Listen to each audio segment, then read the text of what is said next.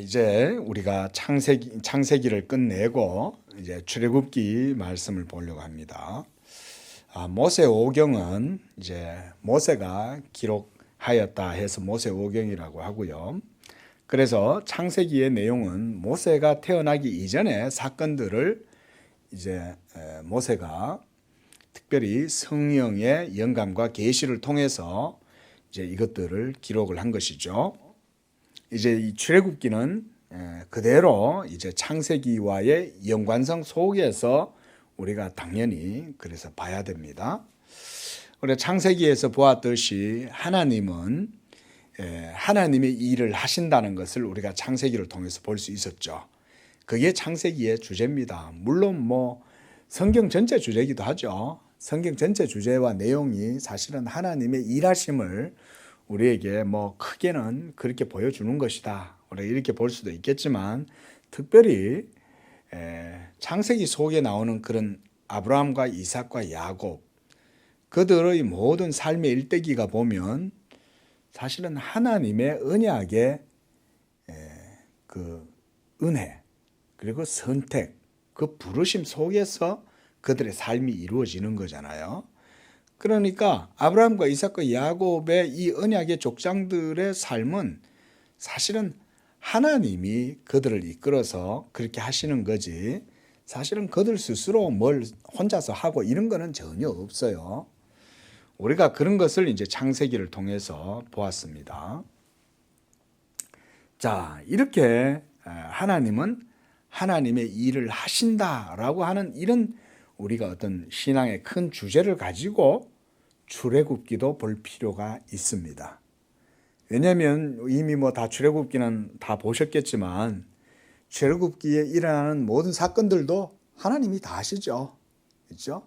모세를 부르시고 또 그 애굽의 10가지 재앙을 내리시고 그리고 또 이스라엘 백성들을 이끌어서 또 시내 광야로 또 나가게 하시고 또 홍해를 건너고 그곳에서 또 40년 광야 생활을 하게 하시고 또 광야 생활도 그냥 합니까? 그렇죠? 거기에서 또 하나님의 모든 기적과 능력이 다 나타나잖아요. 낮에는 구름 기둥, 밤에는 불 기둥, 또 반석에서 물이 나게 하시고 만나와 메추라기를 보내주시기도 하고 뭐 이런 역사들이 40년 동안 이루어지는 거예요. 예? 그런 모든 것들은 보면 사실은 다 하나님이 하시는 거죠. 그렇게 해서 우리가 이 출애굽기를 볼 필요가 있습니다. 자, 하나님은 하나님의 일을 하신다. 말씀드렸듯이 성경 전체의 주제인데요. 천지 창조의 사건, 바로 그 순간에서부터 시작해서 영원부터 영원까지 하나님은 모든 사역을 하나님의 뜻과 섭리 가운데에 이루시는 분이십니다. 믿으시기 바랍니다. 굉장히 큰 신앙의 우리가 주제이죠. 우리 신앙의 내용이기도 합니다, 여러분. 하나님의 주권과 섭리를 믿는 것이 굉장히 중요합니다. 이것은요. 이렇게 하나님이 일하신다는 영적인 사실은 이 고대의 구약 이스라엘 백성들에게 또 그런 신앙들은 있었습니다. 그럼에도 불구하고 하나님이 구체적으로 어떻게 일하시는가 그 기적과 이적, 표적 이런 하나님의 능력의 역사 이면에 있는 의미들은 구약시대 때는 잘 몰랐어요. 만나와 메추라기도 있고 막 반석에서 갈라져 가지고 물이 막 솟아 올라오고 홍해가 갈라지고 이런 사건들을 보면 우리가 하나님의 전능하심이 바로 막 가시적으로 눈앞에 보이니까 엄청난 큰 믿음을 가질 수 있을 것 같지만 사실은 하나님이 그걸 통해서 보여주시는 건 뭐냐면 그 모든 것들은 사실은 그림자, 상징, 예표에 지나지 않는다는 것을 보여주시는 거예요. 그리고 우리가 이 출애굽기를 통해서도 큰 테마 가운데 하나가 바로 그겁니다. 그 모든 사건들은 다 사실은 그림자에 불과하다. 실제로 일어난 사건임에도 불구하고 그것은 장차 일어나게 될 그 모든 실제적인 진리에 대한 그림자 사건, 비유의 사건, 모형의 사건이다. 그래서 구약시대 때는 왜 그러면 하나님이 그런 기적과 능력, 상징적인 사건들을 통해서 교훈을 주셨느냐. 저는 그걸 이렇게 말씀을 드려요. 아직은 그들의 마음이 우둔하고 그래서 하나님의 진리를 받아들이기 위한 준비 과정이 아직은 그들에게 필요했기 때문에 그래요. 준비 과정. 그런데 이것은 이스라엘 백성들을 위한 준비 과정만은 아니었어요. 이스라엘이라고 하는 한 나라를 택해서 그들을 소위 말하면 이제 우리가 프로토타입이라 그러잖아요. 그들을 하나의 표본 모델로 딱 삼아가지고 장차 예수 그리스도를 통해서 온 세상에 복음이 전해졌을 때 온 세상 사람들, 죄인들이 유대인들의 그 역사와 삶을 통해서 하나님을 경험했잖아요. 그럼 그 사건들이 우리들에게도 교훈이 되도록 해주신 거예요. 그러니까 이스라엘 백성들에게만 진리를 받아들일 수 있는 준비 과정을 베풀어 주신 게 아니라 그들을 통해서 하나님은 실제로 우리들에게 하늘의 진리를 받아들일 수 있는 과정을 미리 보여주셨다. 여러분 이렇게 이해하시는 게 성경적인 겁니다. 그래서 여러분 왜 오늘날은 홍해가 안 갈라집니까? 이렇게 얘기하실 필요가 없는 거예요. 이미 하나님은 한번 그렇게 하시고 그것이 우리에게 주는 영적 의미를 성경을 통해서 우리가 받아들이는 게 성경의 목적이고 기적의 목적이지, 다시금 하나님이 한강을 가른다든지 그렇게 하실 필요는 없어요. 독도에서 영덕에서 독도까지 동해가 갈라진다든지 이런 기적을 하나님께서 행하실 이유는 전혀 없어요. 하나님이 이유가 있으면 얼마든지 하시는 분이에요, 여러분. 이제는 예수 그리스도께서 구속의 역사를 친히 이루셨죠. 그리고 성육신의 비밀이 이제는 이렇게 신약의 교회 가운데 목사들이 복음의 선포를 통해서 이제는 이 성육신의 비밀이 해명이 되게 되었어요. 여러분 성육신의 비밀을 구약시대 때 얘기하면 이해가 되겠습니까? 구약 성도들은 이해를 못하는 거예요. 그러니까 예수님이 오셨을 때에도 율법과 선지자들이 하나님의 말씀이 성육신 하셔서 오실 거라고 그렇게 예언을 했는데도 정작 언약의 주이신 예수가 와도 그 예수를 못 알아보잖아요. 그러니까 이스라엘 백성들한테 이 하나님의 구원의 비밀인 그리스도를 있는 그대로 까발려서 얘기해 주면 이해를 못하는 거예요. 무슨 말씀인지 이해되시겠죠? 그러니까 그때는요, 눈에 보이는 기적과 표적 상징들을 통해서 공부를 할 필요가 있는 거예요. 공부도 그냥 합니까? 그냥 안 보여주죠. 자기들이 아예 삶 속에서 체험을 하잖아요. 죽음의 고통 속에서, 사망의 두려움 속에서 하나님이 홍해를 갈라주시잖아요. 이런 기적들을 직접 겪다 보니까 그들은 산 체험을 하는 거죠. 그러나 그 모든 것들은 다 예수 그리스도에 대한 진리에 대한 상징이요, 모델이고 그림자였다. 이렇게 오늘날은 더 이상 그런 게 필요가 없죠. 왜냐하면 성육신의 비밀, 우리가 그래서 설교 같은 거 말씀드릴 때 제가 여러분들께 항상 이 예수 그리스도의 신성과 인성에 대해서 얘기를 하잖아요. 여러분 신성과 인성을 얘기한다는 얘기는 그 자체에 벌써 이 성육신의 비밀이 선포된다는 얘기거든요. 그러니까 이렇게 복음에 탁월한 시대에 그리스도로 말미암는 이런 구약의 역사를 또한 우리가 해명을 할 필요가 있는 거죠. 그래서 하나님께서 하나님의 일을 하고 있다, 이런 얘기가 바로 우리 주님께서도 그 말씀을 하신 거예요. 요한복음 5장 17절에. 거기에서 예수님이 이렇게 말씀하셨죠. 내 아버지께서 이제까지 일하시니 나도 일한다. 이렇게 예수님이 말씀하신 거예요. 하나님께서 무슨 일을 하셨고 또 무슨 일을 하고 계시고 또 앞으로 무엇을 하실까? 하나님은 일을 하고 계신다. 그건 바로 성경에 의하면 하나님의 택하신 자들을 구원하시기 위한 구원의 사역입니다. 그리고 이 구원의 사역은 아담으로부터 시작해서 지금까지 계속해서 하나님께서 주도 면밀하게 행하고 계세요. 그리고 하나님의 모든 사역은 통일성이 있게 이루어집니다. 많이 난잡하게 이루어지지 않아요, 하나님의 일은. 그래서 성경 속에서 우리가 하나님의 모든 구속 사역을 이해할 때는 그렇게 해서 단일하게 이해할 수가 있어요. 그리고 또한 이러한 하나님의 사역의 획일성, 단편함은 또한 보편성을 가져요. 여러분, 하나님의 진리가 이 세상 역사 가운데에서 믿는 자들, 사람 속에서 역사에서 구원을 이루시면 이것은 또한 보편적인 방식으로 이루어집니다. 놀라운 일이죠. 이거는 철학자들이 이해를 못해요. 이 말을 이해를 못해요. 예? 왜냐하면 현존하시는, 우리가 신이라 그러면 존재라 그래요, 철학자들은. 그 존재, 실체가 역사 속에 직접 들어와서 자기의 일을 한다? 이거는 철학자들에게는 전혀 생소한 개념입니다. 여러분, 철학자들은 그런 걸 이해 못합니다. 그러나 성경은 그렇게 말하지 않아요.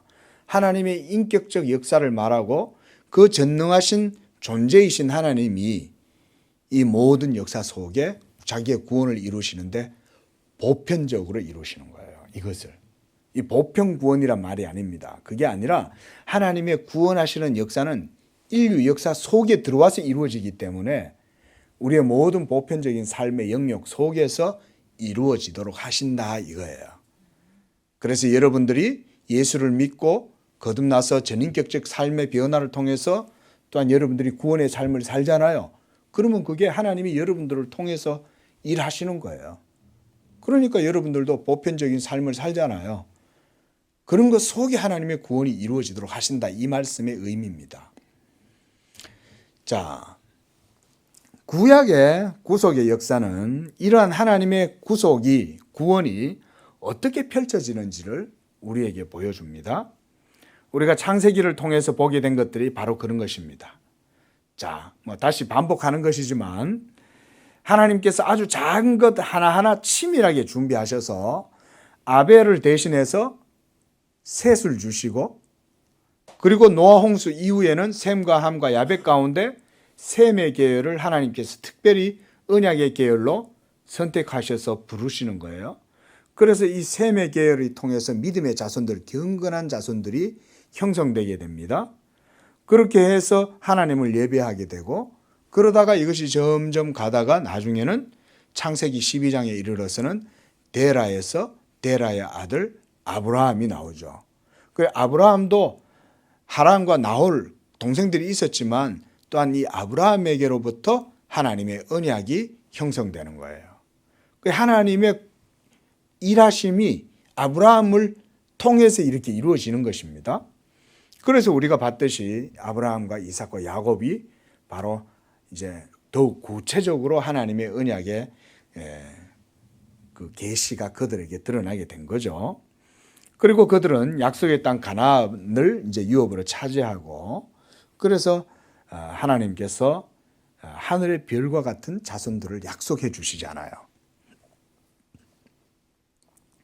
그러면서 이제는 야곱에게 이르러서는 이스라엘 12지파가 형성이 되고, 이제 요셉을 통해서 모두 다 애굽으로 내려가게 되고, 거기에서 이제 하나님이 아브라함에게 하신 4대 만에 다시 돌아오리라 라고 그렇게 말씀하셨어요.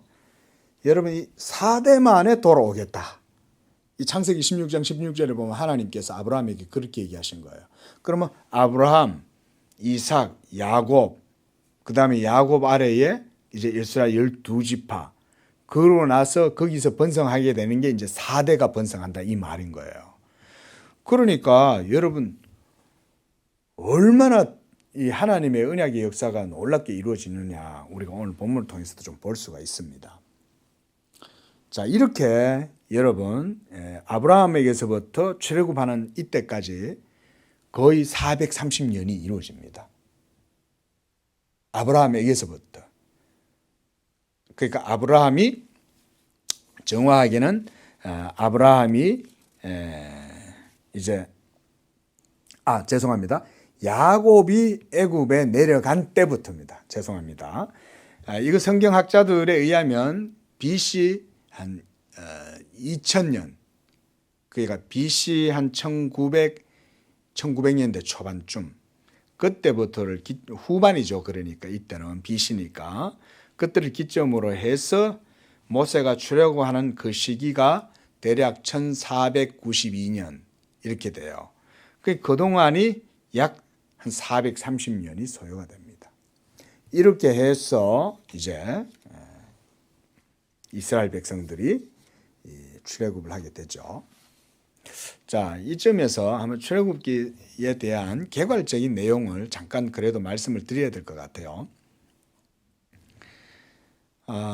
아까도 말씀드렸다시피 출애굽기는 창세기와 연관해서 읽어야지 떨어뜨려서는 절대 이해가 안 되는 거예요.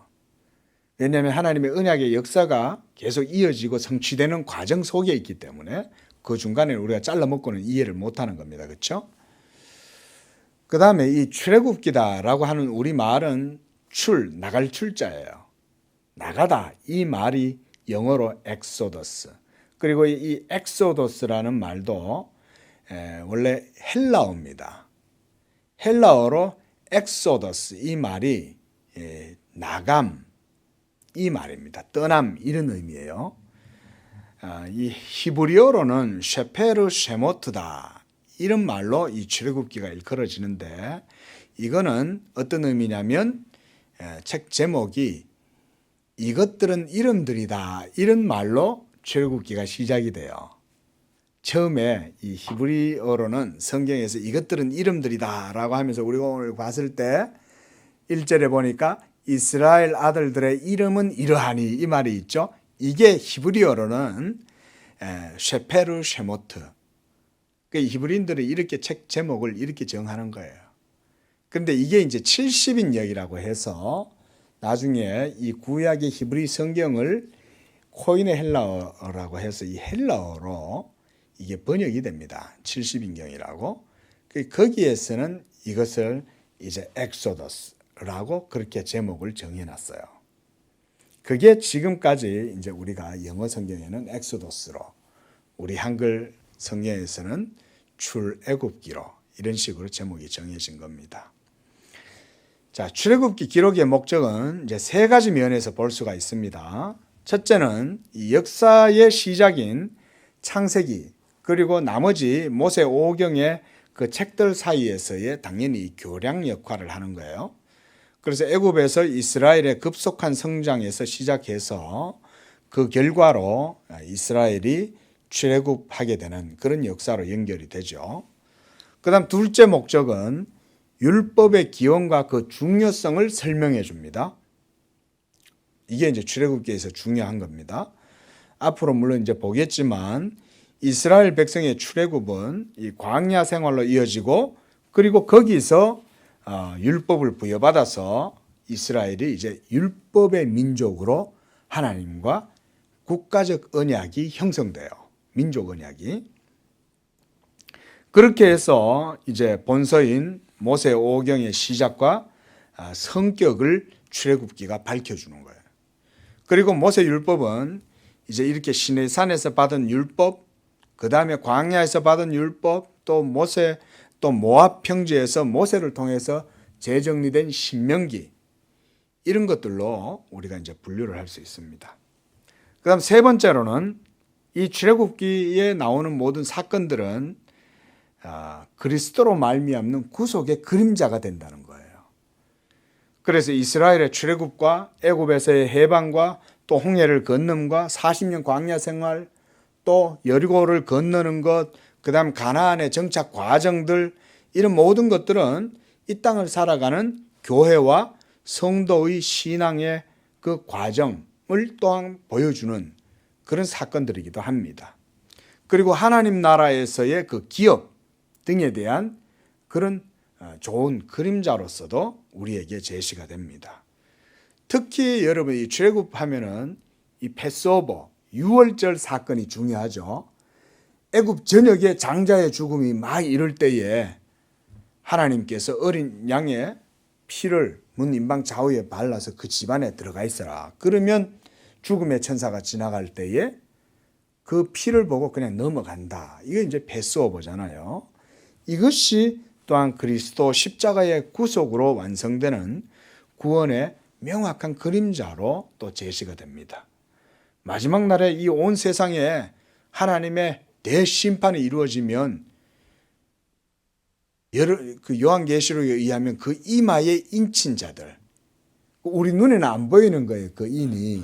근데 하나님은 아시는 거예요. 그 인이 바로 성령의 인이잖아요. 성령으로 인치신다 그랬단 말이에요. 그러면 그 성령의 인 받은 사람은 예수 믿는 사람들이에요. 그럼 그들은 그리스도의 피로 인해서 깨끗함을 받았기 때문에 하나님의 심판이 임할 때에 그들은 그건 무사히 하나님 모두 진노와 저주가 지나가는 거예요. 그걸 또 보여주는 것이죠.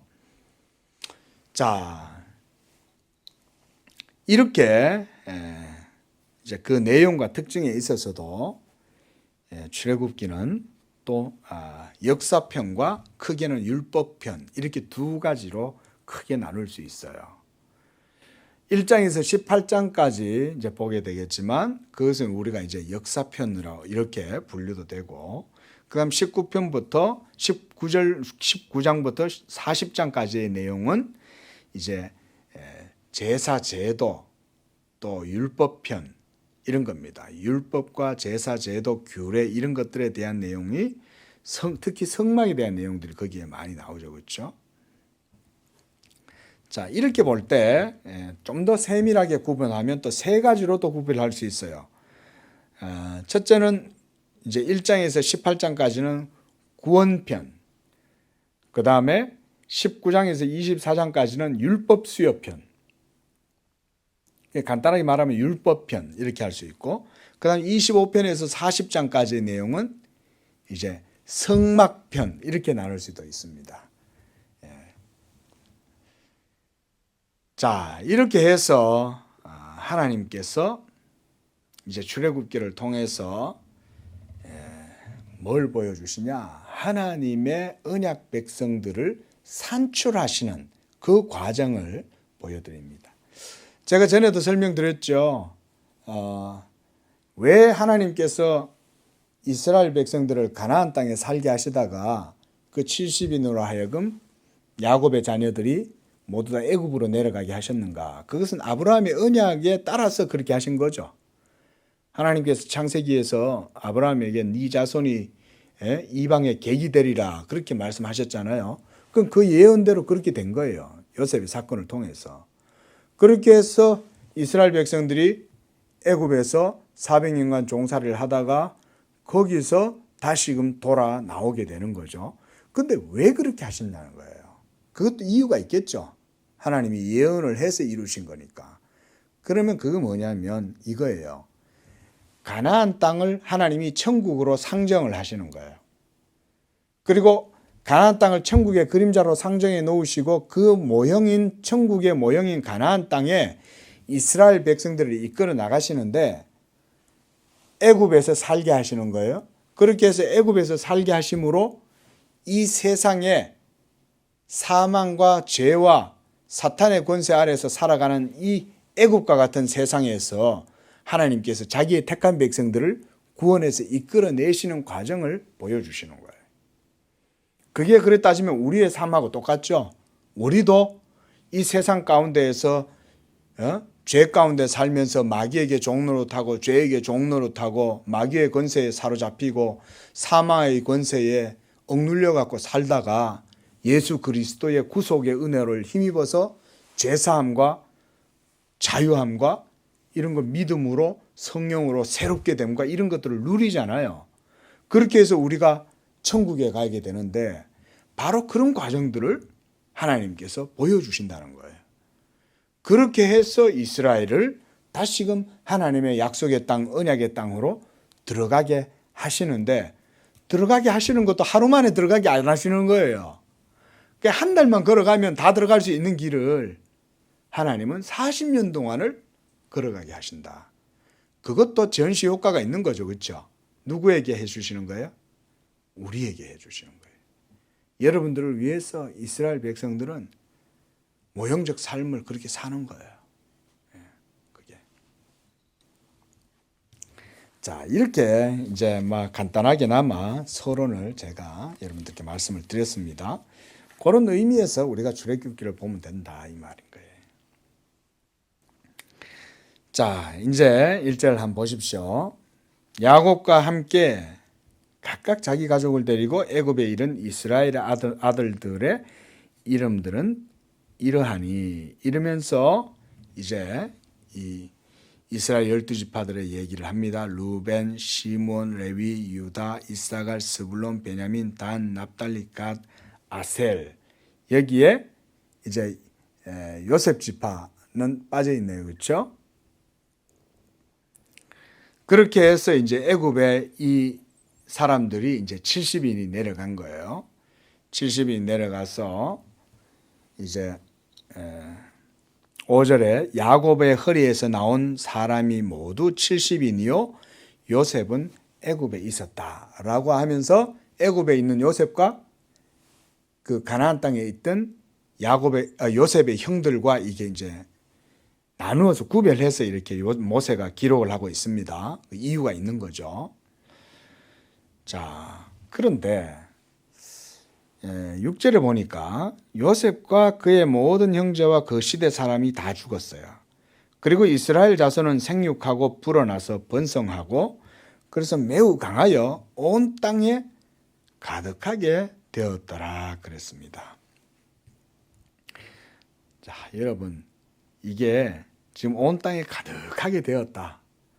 이거는 이스라엘 백성들이 얼마나 자손들이 막 번성을 했는지 막 풍성풍성거리고 애를 막 낳은 거예요.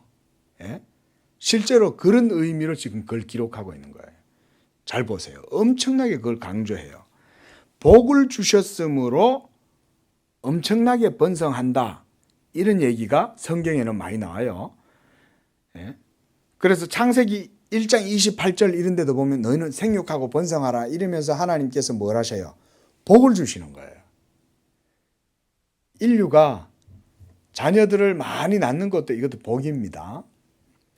그리고 또한 8장 17절에도 생육하고 번성하라 하나님이 그러면서 또 복을 주시죠.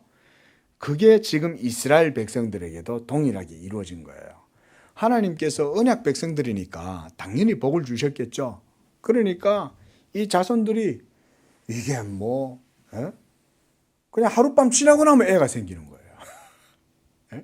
얼마나 그냥 생식력이 강한지 그냥 자고 일어나면 애가 생기고 자고 일어나면 애가 생기고. 자, 왜 그러겠습니까?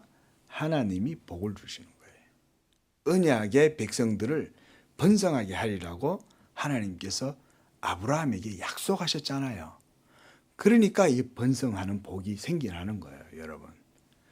우리 양재교회가 이 예수 그리스도의 언약의 신앙을 붙들고 나아갈 때 여러분 그리스도 안에서의 이 언약의 복이 또한 여러분들에게도 성경적으로 그대로 주어지게 될 줄로 믿습니다. 예? 또 그렇다고 또 여러분 또 그게 또 막 자녀들을 붕덩붕덩 낳는다. 그래가 지금 제가 이 나이에도 또 애를 낳을 수 있습니까? 뭐 이렇게 이해하시라는 얘기가 아니라 하늘의 신령한 복이 그리스도를 통해서 여러분들의 삶 속에 주어질 때 여러분의 삶 속에 모든 삶의 영역이 하나님의 샬롬의 복이 임한다는 거예요. 샬롬의 복이란 얘기는 하나님의 통치와 하나님의 다스림 속에서 모든 것들이 영적인 질서 가운데 아름답고 덕스럽게 이루어짐으로 모든 일들이 선하게 다 잘 된다. 그런 의미입니다. 그러다 보면 뭐 또 젊은 자녀들, 우리 자손들은 또 자녀들을 또 잘 낳게 되는 복도 생기고요. 그러는 거죠. 그런데 문제는 6절부터 나와요. 요셉이 이 애굽에 행한 일은 사실은 애굽인들 전체를 구한 것과 같죠. 그렇죠? 7년 여러분 대흉년이 일어나면 나라가 어떻게 됩니까? 완전히 사람들이 많은 거예요. 도적들도 일어나고 막 홍건적도 일어나고요. 임꺽정 같은 사람들도 일어나게 되고 뭐 나라가 완전 엉망이 돼버리는 거예요. 그런데 요셉이 딱 서갖고 이집트 전역에 막 창고를 지어가지고 곡식들을 다 모으고 이렇게 해서 7년의 흉년을 모두 다 잘 대비를 해갖고 또 백성들에게 전부 다 잘 살 수 있도록 통치를 잘 했잖아요. 밀란이 안 일어난 거예요. 그것만 봐도 이집트는 엄청나게 요셉에게 은혜를 입은 거죠. 하나님께서 물론 그렇게 하셨지만, 그러니까 당시의 귀족들뿐만 아니라 애굽의 모든 사람들은 요셉과 요셉의 가족들, 친족들은 아주 귀하게 대우를 해줬던 거죠. 그 엄청난 기득권도 사실은 누렸을 거예요. 그런데 이제 뭐 세대가 지나가고 점점 시간이 지나니까 이제 잊어버리는 거죠. 그리고 그 다음 세대에 일어났던 새로운 왕은 이제 이 요셉에 대한 이름조차 기억을 못하게 된 거예요. 그래서 요셉과 그의 모든 형제와 그 시대 사람이 다 죽고, 그러면서 이스라엘 자손은 점점 번성하게 되니까 이제 뭐가 생기겠냐. 애굽인과 히브리인들 간에 이제 보이지 않는 갈등, 소위 헤게모니, 이런 게 이제 자연스럽게, 여러분 인간들이 사는 데는 그렇잖아요. 예? 다 자기 이익을 위해서 전부 계산하고 따지고 그러잖아요. 그죠? 조금만 저쪽 민족 사람들이 많아지면 저놈들이 우리한테 어떻게 할 거 아닌가 이 생각 한단 말이에요.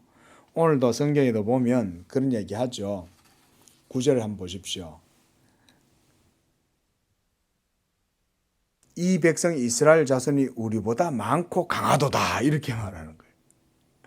많고 강하다는 얘기는 자칫하다가 우리의 정치에 위협이 생기겠다, 이렇게 이제 인식을 하게 되는 거죠. 바로 이 사람이 8절에 보면 요셉을 알지 못하는 새 왕이 일어난 거예요.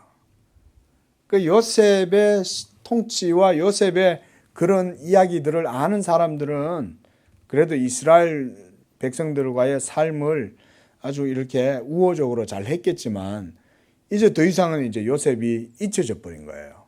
그러니까 그 이후에 일어난 이 어린 젊은 왕들은 요셉에 대해서 전설적이지만 더 이상 이제 자기들한테는 별로 의미가 없다고 생각이 되겠죠.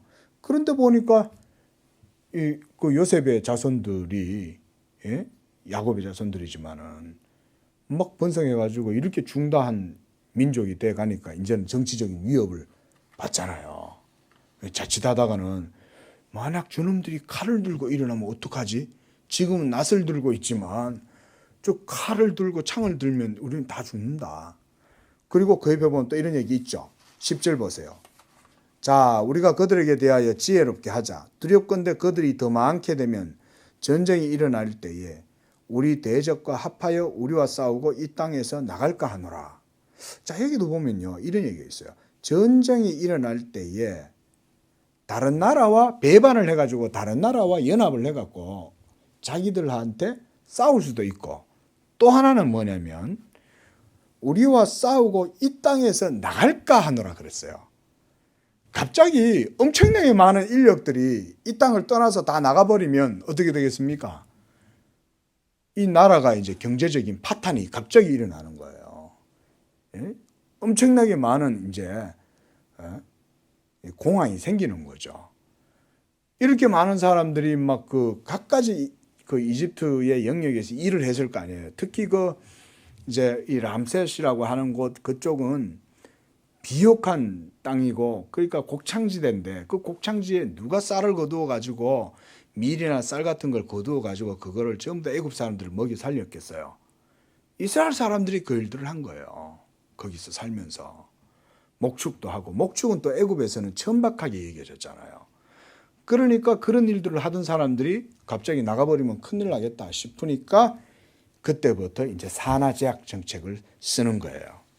그러면서 이제 11절에 보니까 그들을 위해 감독을 세우고 무거운 짐을 지워 괴롭게 하고 그들에게 바로를 위해서 국고성 비돔과 람셋을 건축하게 했다. 실제로 고고학적으로 여러분 이 국고성 람셋 비돔 이거 발견이 됐습니다. 그리고 그것에 있는 그 암각이라든가 그림 같은 걸 통해 가지고 실제로 고고학적으로 그 이스라엘 백성들을 감독하는 감독자들 막 이 채찍 같은 걸 들고요, 막 그 노예들을 부리는 그런 것들이, 그 그림들이 다 그려져 있습니다. 이게 그런데 얼마나 이 참 이스라엘 백성들을 억제하는 정책을 썼겠어요. 압제를 한 거죠, 완전히. 자, 이렇게 해서 이 이스라엘의 백성들이 엄청나게 많이 번성을 했는데 이 12장에 가면 그 숫자가 나와요. 얼마냐면 여자와 아이들, 그러니까 이 유아를 제외하고 이렇게 해놨는데 이 유아 속에는 여자들도 포함되어 있습니다. 그래서 여자와 아이들을 제외하고 장정만 60만 명이에요. 대군이죠, 그죠? 10만만 돼도 어마어마한 대군이잖아요. 근데 장정만 60만인데 여러분 이 생식력이 강하다는 얘기는 이 엄청나게 강하다는 얘기거든요. 그 60만이 어마어마한 힘을 가지고 있는 거예요. 애굽 사람들은 이스라엘 백성들이 막 농사 지어 가지고 거기서 나오는 소출 작물들을 먹고 살고 그랬는데 그거를 재배하는 사람들은 모두 다 튼튼한 거죠. 옛날에 검문세도가들도 다 그랬잖아요. 집안에 있는 하인들은 다 건강한 거예요. 예? 예? 말똥이 개똥이는 애도 펑펑펑펑 낳는데 주인집 도련님은 애를 못 낳아. 또 일찍 죽어 병들어서. 왜? 맨날 해주는 밥만 먹고 그렇게만 사니까 건강하지 않는 거야.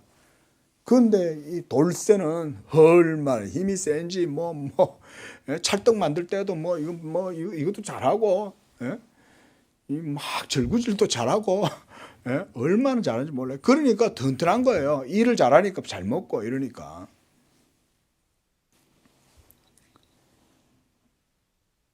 거의 60만 명이어야 된다. 자, 여러분 이 430년 만에, 그러니까 이제 하나님의 표현에 의하면 4대 만에 돌아온다 그랬어요. 야곱이 내려가서 4대 만에. 4대 만에 여러분 유아까지 다 포함하면 암만 계산을 작게 해도 100만 명이 넘는 거예요. 왜냐하면 장정만 60만이잖아요. 장정만 60이니까 결혼할 수 있는 정년기, 일할 수 있는 사람 이런 말이거든요. 그러면 여자들도 60만 명이 당장 되는 거예요. 그들과 결혼할 수 있는 여자들도. 그리고 애들까지 합친다. 그럼 애들은 한 명만 낳았겠어요? 아니거든요. 애들은 최소한 한 집에 최소 3명이라고 쳐도 전체 무리가 200만 명이 넘는다고 볼 수 있어요. 200만 명이. 그런데 그게 4대 만에 그렇게 된 거예요.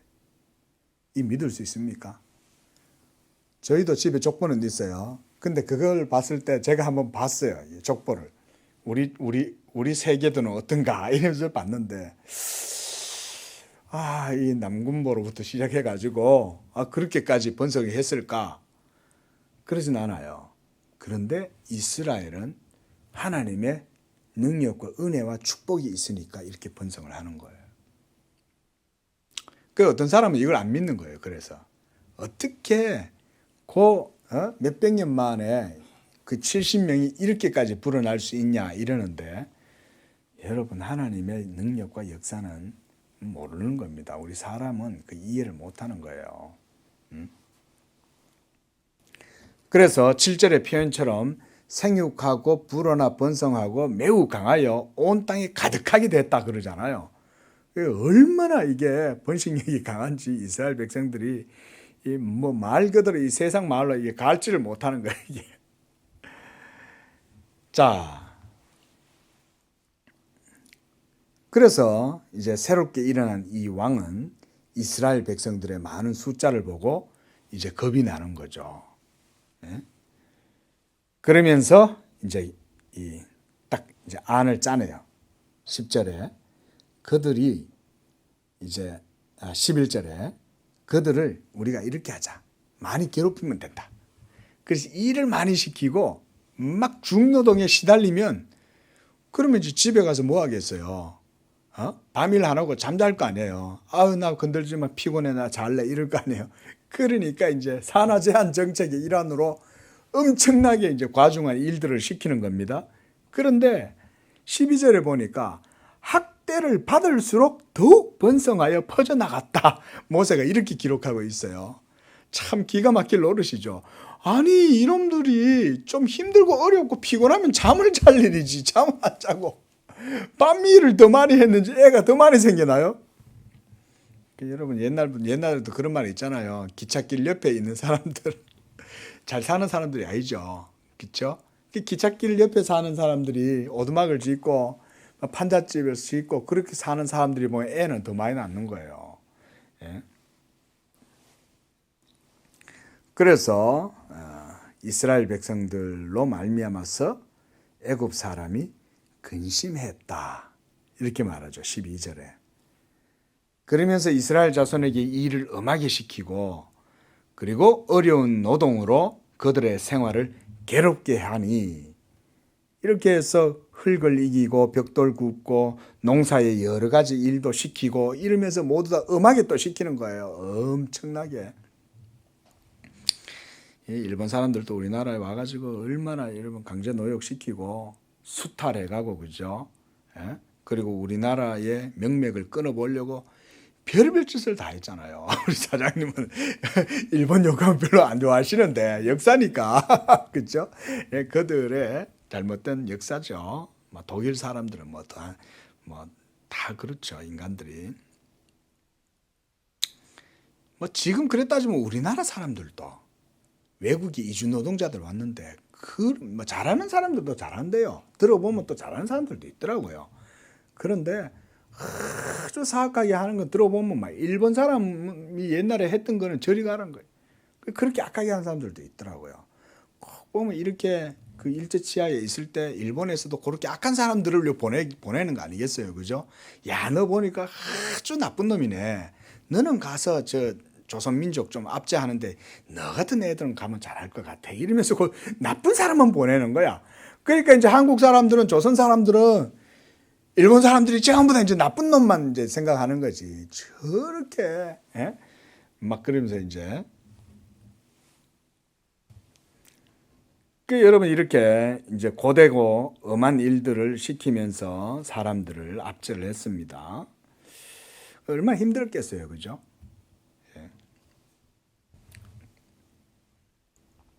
자, 그때 또 하나 이제 애굽 왕이 새로운 계략을 짭니다. 그게 뭐냐면 태어나는 아이를 그러면 남자 아이는 다 죽이면 되겠네. 이렇게 이제 꼭 이 예수님 당시에도 그죠? 예?